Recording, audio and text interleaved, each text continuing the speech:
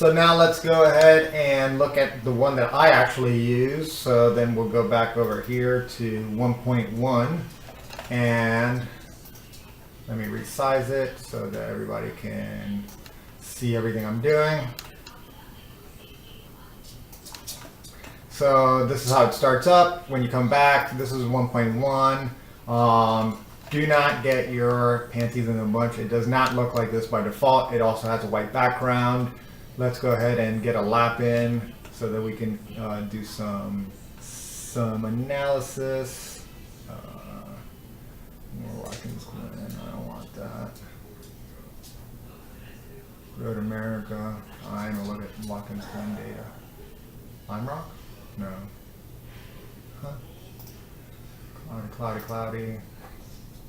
That was the setup that I was running. Oh my gosh. So that's cool. That's a cool addition to the Mu exporter. It'll put the setup that you're running with the run. So that kind of helps you identify like what you're doing here and that stuff. Let's just look at a completely different run. You can see the display here is a little bit differently. It gives you all the chassis information, the fastest lap, which lap it was. It's not as nice as the other one. Okay, fine, whatever. Well, we don't need to waste time with that anyway. Okay, so how did I make the changes to make it look like this? All right, I'll review that first. Tools, options. The other one will be the same thing too. But anyway, so there's a lot of cool options in Motec. About the display, circuit, details, database, telemetry, video, none of this stuff you can usually mess with. Selected schemes is where it makes it gray, and then you can change a lot of stuff here. So select a scheme. No. I guess you choose from here.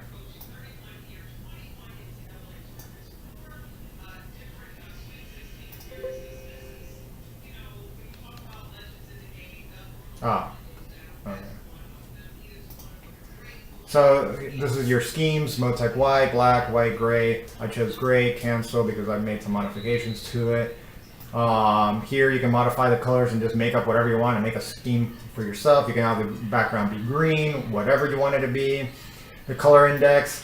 This is cool. This is the colors that are available to you. You can change the colors of all these things, like how it says correct ground speed, it's orange. You can change it to whatever you want, like you saw in the other example. But here, when you go to options, you can add more colors. So if you have your full color wheel, and you can pick whatever you want. And then you can make it screen and print, how it prints on paper. Same thing with like overlay colors. For the options of like lap 1, 2, 3, 4, 5, 6, 7, 8, 9, 10, more colors. Otherwise they started like looping in and going over again. And then you have fonts. I increased the font size for another video that I had made a while back, and I kind of just left it that way, but you can just change it here and change the font size. So very nice. And that's how you get it to display like this. And now we'll look at it and see what my actual like worksheets look like. So I have a couple workbooks. I don't use them all general. Let's see. I deleted a lot of stuff, but so the general one has a lot of general information. Basically, one-stop shop again for a lot of stuff that I want to be able to see. So I see my ground speed and my brake pedal. I can see my suspension histogram right here. I can see my suspension histogram right here. I can see my engine RPM. The lap I'm on, the current lap time, lap delta to the best lap that I've run. Are my tires up to working pressure? I have that set in kilopascals, and I have it set where if it's cold, it'll be blue, and once it gets into the range, it'll get green. So this is lap 1. Let's select lap 2, lap 3. Cool. So you can see that like they're at working temperature. Let's look at the color bands. If it gets too hot, it'll be red. So that's cool. I have the track map right here. So that's one stop. Weather, I have some weather information displaying right here just to make comparisons to other runs. If I just need to check what the weather is like. Driver, Same thing here. This is cool. So if you want to see the lap at speed, you can do this in either Motec. It's exactly the same. You put play and it shows you, you can put it at different speeds and different rates. But cool little thing that I had done here is I added shift lights. I like that. I was going to say how I did it, but it's easy. You can figure it out and then you'll be proud of yourself. But there's a lot of cool stuff that you can do with Motec analysis. Obviously things don't fit properly now because I made the font size bigger after I had made all this stuff. So maybe I should take that down a bit.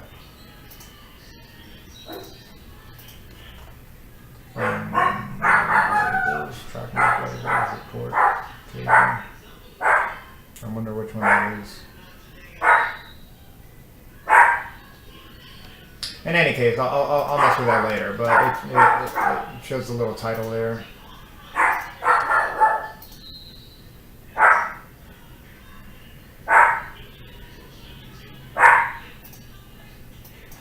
Maybe I shouldn't even have it. Yeah. I don't need to have that displayed. Just bugs me. I don't want it. I know what the shift lights are. It's not important. But anyway, so now you can see the little shift lights coming on. It displays their little percentages. You can see the throttle pedal and the steering wheel and the brake bias I'm currently on, my ABS and my throttle and traction control setting is all on display. So you can see what I'm running. That's great. What else do we have? Deltas. I don't really use that sheet too much. I should probably delete it. This one shows some data that's broken. Sometimes when there's updates to Mew or to iRacing or whatever, sometimes you're going to have to make some changes because or updates to your maths because some things get broken occasionally. And the reason why it's because it's looking for something that has a certain title, and that title may not be around anymore. 1 second.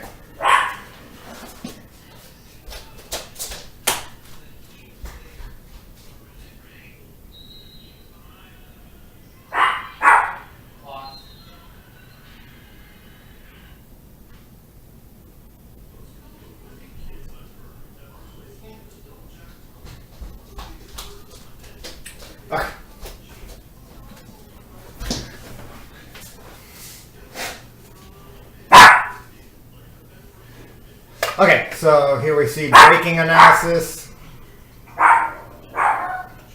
Okay, so here we have so here we have a braking analysis worksheet. You can see I have just braking stuff here, wheel speeds. You can see the brake lockup, brake pressure, if there's any difference, if there ever was. That's not something that's commonly going to be the case. I also need to change the precision on this stuff. Throttle. We can see brake line pressure comparisons. Some of these worksheets aren't too well thought out, I guess, and I don't really use them very much. The most interesting thing, I guess, here are the maps, throttle, friction circle. I have it gated with, I guess, brake pressure, so you can see how hard I'm braking as I release. Track report. Section report, lap report. I don't always use these. This is the one I usually use the most often. I go straight here, and this is the one I like the most. So basically, it shows you my delta, my friction circle, and I kind of have it set up as a square normally because I'm not on full screen mode. It doesn't look right. Wheel speed on the fronts just to see if I have any brake lockup. You also have to make this for the car that you're driving. Obviously, if you're driving that new Porsche 223, you may want to include the rear tires as well because it's pretty easy to lock those up as well. But I look at my ground speed, my steering wheel angle, throttle. I like to look at it in comparison to other laps, and then this is very useful. I like it a lot. This is this page I spend the most time on. Force feedback was done for another video that I made, and you can see I got the lines on the graphs all fat so that it'd be more visible on the screen. But now I figured out how to screen capture and record off of that. What else do I have? Engine, cool. Not a lot of stuff that we can do about the engine because we don't really work on our engines on iRacing, so that's kind of like a relic. Fuel, I think, is the only one that I actually use. So I made this for like looking at fuel. I'm also displaying just cool stuff that's cool, like manifold pressure and fuel pressure, just because iRacing gives it to you. I made a couple like little maths here: fuel used per minute, fuel used per lap, and I'm displaying that. In that case, you don't want to be comparing things because we're not comparing anything.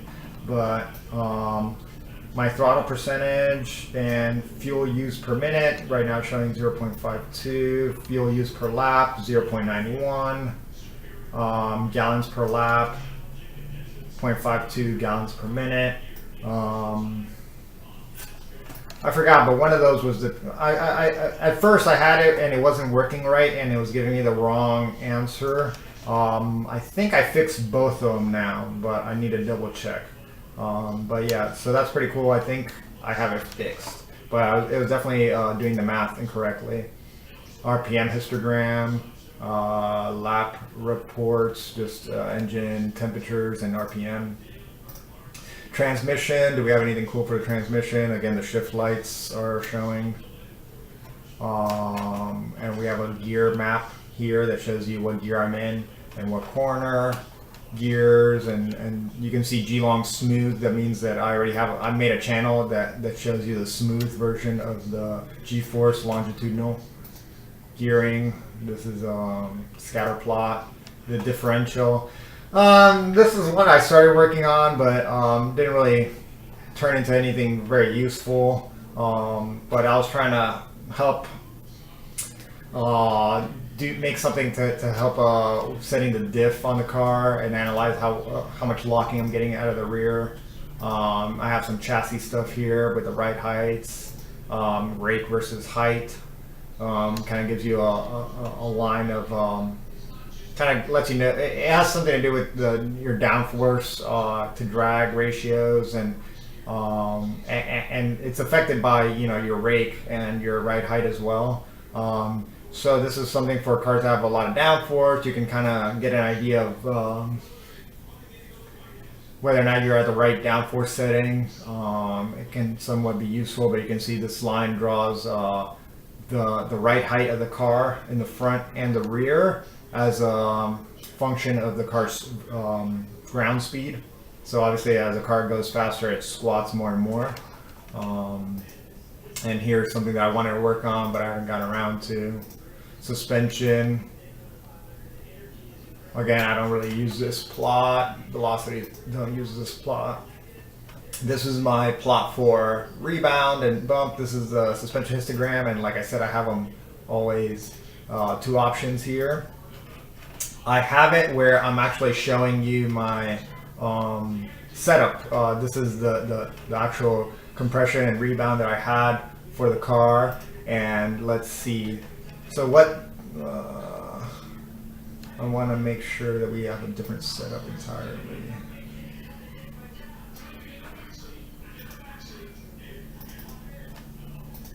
So let's get a different one. Okay, so now we have two different setups, I think, and let's look at that.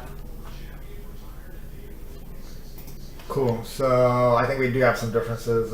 You'll see that here, the reference lap 4, 4, 5, 6. So here the low speed rebound is different, and the high speed rebound is different as well. But the compression is the same. There's a difference in compression at the rear, but the rear rebound is the same for the low speed and the high speed.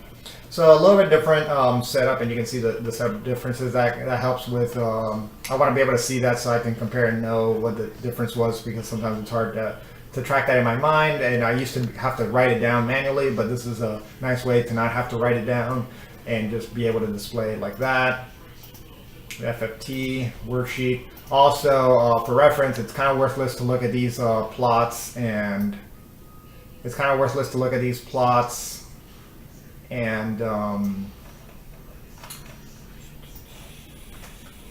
this is what I'm doing right now. This is only in I2. You can't do this in 1.1 version. Sorry, not you can't do it in version 1.0. But it's pointless to look at this information and just look at it over one lap. It needs to be averaged over a longer period of time. The less, the worse the data is going to be, and it's not really that reliable. So what you want to do is that when you look at this, or you look at anything that's a scatter plot, you want to drag it the most amount of laps that you can, and then compare it like that. So then you get a better idea of what it looks like. Let's delete that and let's go ahead and let's find something completely different. Let's find a completely different car and see what it looks like. Maybe an Aston Martin. Let's see what that looks like. That's over one lap.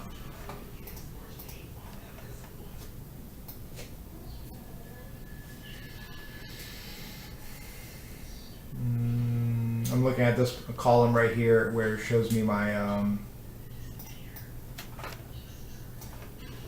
what car I was driving.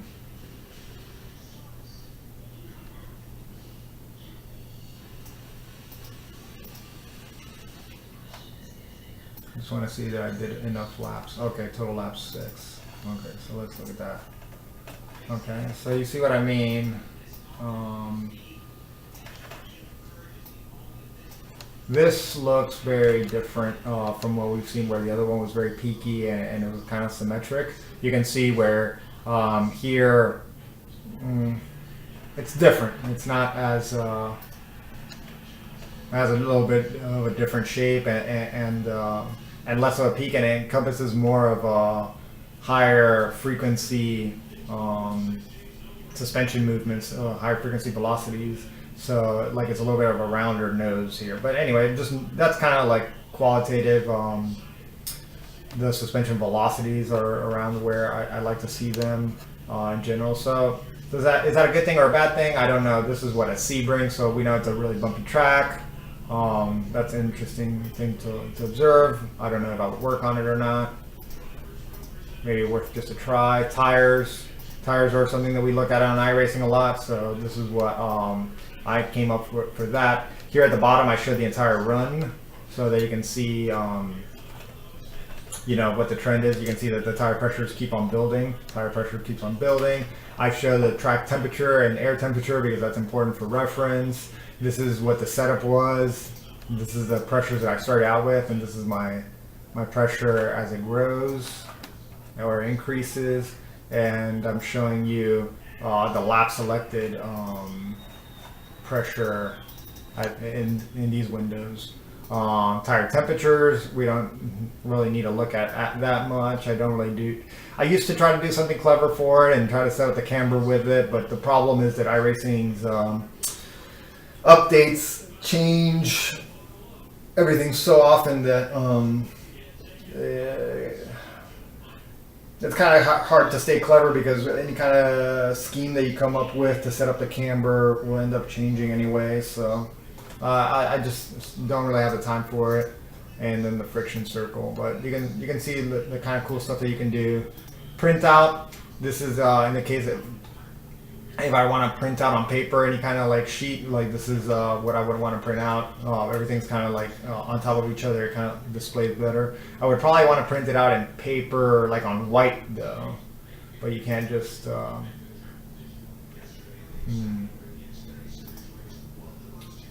print preview. I think it's gonna, oh okay, it does print out in white. So that's cool. This is exactly what you would get. So then you can have it printed, and you can make comparisons or show it to somebody. So I have that workbook as well. So that's pretty much it. That's what mine looks like. I'll quickly show you a lap around the maths that I have. So Motec, those are the standard ones that came with, just as in the other version. And then I go to, I guess I have a folder called maths, and here are all of them. So I ended up with a good number of them. Some of them are not things that I came up with. You can get a lot of ideas from other people. And yeah, it's like in the case of like the setup that I displayed, like I'll show you like what I did here with the suspension, and I'm displaying what my setup is for the car. I have to make a channel out of that in the maths, because you can't just display that information, setup information. So what I did was I grabbed just anything that's setup stuff like this, car chassis setup, corner weight, and then you just click it, and then that's it. I mean, and dump it there and give it its name, and then that's it. So you have it, and it'll display. And then this is obviously, this is a gauge, and it's a numeric gauge. Let's display something. Well, we can't see, like it won't display setup information, but it will display, this symbol signifies something that is being given by iRacing, that is not a car channel per se. I guess it is. No, these are all the, sorry, for the 1.1 version, this is the symbol changes. So these are all the channels, all this squiggly line right here. So that makes sense. A lot of cool channels that they've added: fog level, wind velocity. There's a lot of stuff about player position as well. Pit lane speed limiter, on pit road. So I'm sure that'll be a 1 or something else when you're on pit road. So a lot of cool stuff to play with. I think I've definitely given everybody the tools to go from complete Motec and data analysis noob to decently advanced. I think definitely will start the conversation for you guys. I think this is gonna improve your understanding of the car and of your own driving and understanding of how to look over data. I encourage you to make your own workbooks. Downloading them again, it's not really a shortcut. It seems like one, because you don't have to do the tedious clicking and writing and manipulating, but at the end of the day, using other people's workbooks are kind of useless. You really need to set up the data exactly how you want to look at it and what you want to see, and ignore all the distractions, and then don't look at it. I mean, I think my workbook is actually pretty ugly now that I look at it, and I could simplify it much more. But it's something that's always evolving, and you have to work on it. I don't actually have a lot of time to be on iRacing very much, or to be at home and messing around with this. But it's definitely worth it. And if I did, it would definitely look a lot simpler and have less worksheets. And you can definitely, when it comes to data analysis, less is more. So you definitely want to get the most information out of the least amount of graphs and pages and worksheets and workbooks.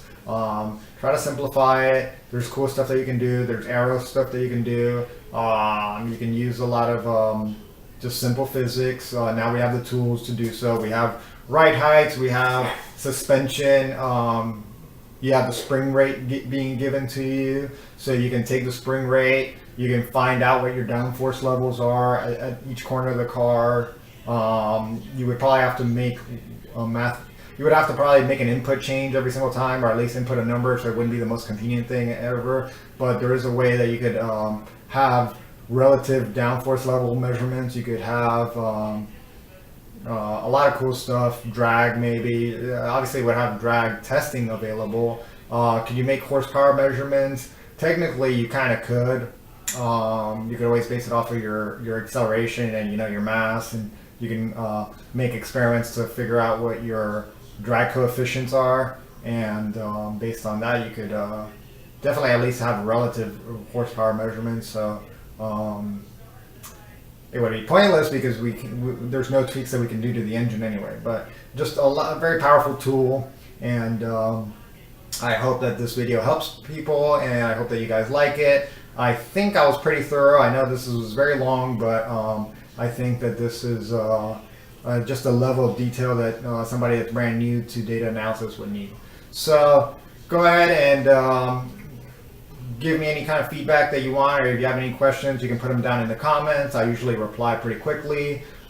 Subscribe to my channel. You can give any kind of suggestions for future videos that you want to see.